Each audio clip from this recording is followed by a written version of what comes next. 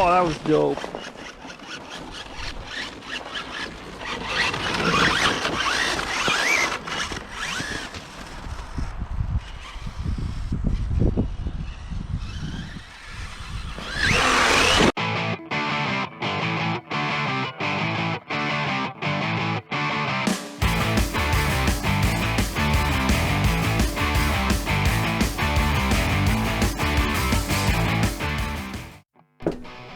Hey guys, what's up? Keith here, Jesse, hanging out on the bench. Tonight we have our Traxxas Slash two-wheel drive with the ever so sweet Proline Megalodon buggy from Blake Wilkie there. Sweet trim, very nice in the black, the pink, and the green. Love the trim on it.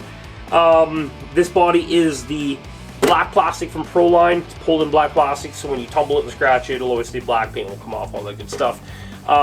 Looks fantastic, it's awesome. Now, one of the problems we're having with it is it's only stock width, and as you can see, we've got the Berserker 1.9 here towed way out, and that's so under compression he actually clears the body, the fins here. Now that we put the Dumont SC paddles on there, getting it ready for springtime, they're completely interfering, and either without limiting the suspension a whole bunch, it's going to rip those off. So we decided to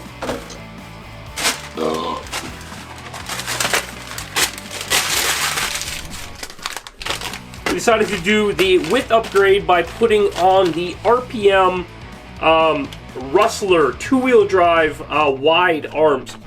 You have to specify the wide. Apparently there's a Rustler that's the same width as a Slash, so I guess it's a Slash with a different body. I'm not sure, but anyway, they have the front arms. These are part number 80182 from RPM, and those are for the fronts. No, for the rears. These are the front. Wide 8-arm, 70662. They're about 20 millimeters, almost an inch wider, and that's going to bring us out everywhere all the way around. We're going to start with the rear and then move on to the front. We also did pick up the toe link and the upper links for the front, which sucks because we have these really nice blue titanium ones on there, and we're pretty much have to take those off and throw them back in the parts bin. So we also got the Proline quick release body mount on there. Thread those off, pop the body off. We're good.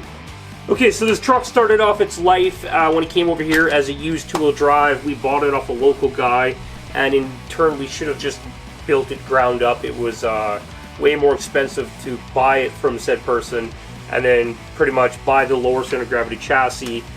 We did the servo in it, we did all the 8 arms, we did the links, we did the shocks. We did the new transmission, new RPM skid plate for the rear, or like the little one on the back. Pretty much everything on it except for the ESC, the motor, and the bell crank for the steering system.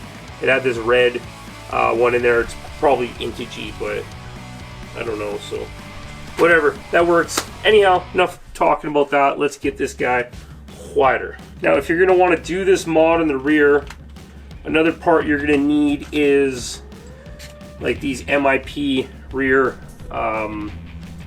axles, so that you can actually telescope in and out to make the difference. Okay, I'm going to change out the rear arms. We'll see you guys back here in a few seconds once that's done, show you the difference in width. We'll throw the body on and get that done. Then we'll move on to the front. One problem we're going to run into is these upper links. I did not order new upper links as this part was supposed to be different, and it came incorrect. It was supposed to have a row of 3 holes up here, so you can actually use the short link once you widen it out, just to kind of save a couple bucks for being cheap. Wrong part came out. This is exact same geometry. These are the 4-wheel drive hubs in the rear, which do give you a little bit more room and such like that. So these are just a complete downgrade for the truck. And you can see this one here is completely tweaked and bent. Those are actually parts that came on the truck that we shouldn't have bought. So yeah, I'm gonna get that done. Stay tuned. We'll see you back in a few seconds. Okay, so we got the Rustler wide rear 8 arms installed from RPM. Looks fantastic. We've pretty much just got them sitting at 0 camber angle right now. Everything's tucking in nicely. It's a little close right there, but as the tire's spinning and growing, it's actually gonna be pulling towards the middle. These are very hard tires. They're not gonna grow a lot, so I'm not too worried about that actually. That's pretty good. If it rubs a little bit there, it's not even nothing to worry about. I could give it a little bit of toe out, just or camber out or toe out, whatever you want to call it, too. Or yeah, camber out to just make sure they don't touch at all. So it looks a lot better. Now we just need to do the front so we get that proper buggy width. I know right now under full steering and compression we're hitting the inner fender pretty good and pulling up on it. So we're going to go to that rusted wide front end, and we'll see you guys back in a few seconds when that is done. Okay, so as you can see, that is 100 times better. We do have a little bit of towing and camber and stuff to play with in the front to get it dialed in, but the clearance now from the body is amazing. It looks completely better now. The vehicle, a whole different animal to it now. A lot wider stance through and through. It's going to be a lot more stable, which it already was pretty stable. We had a video up last summer. If you guys seen that, go back, check it out. It's a little bit of fun ripping around. But now we got the paddles on the back. We got the stance where we wanted. It's coming together pretty decently. We're going to leave the Berserkers up front. I kind of like the look of them. They perform really good off-road too. Besides that, we got a little bit of tuning and stuff to do in the front, and we're going to get outside for a rip this weekend. We'll do a short little outdoor video ripping in the snow, and we'll see you guys back here for the next one. Stay tuned. Cheers, and thanks for popping in.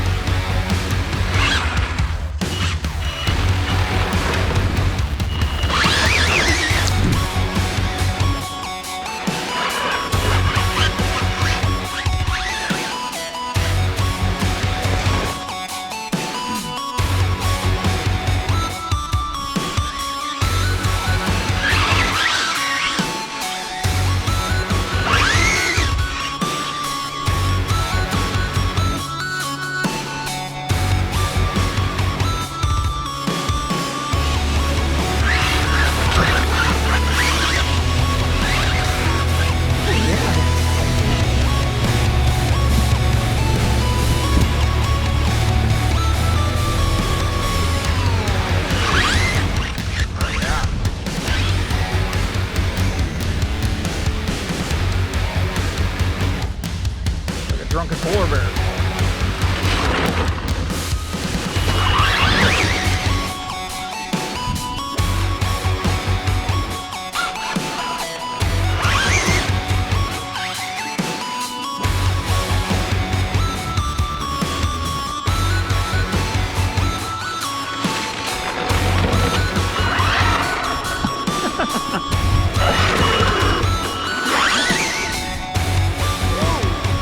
Nice.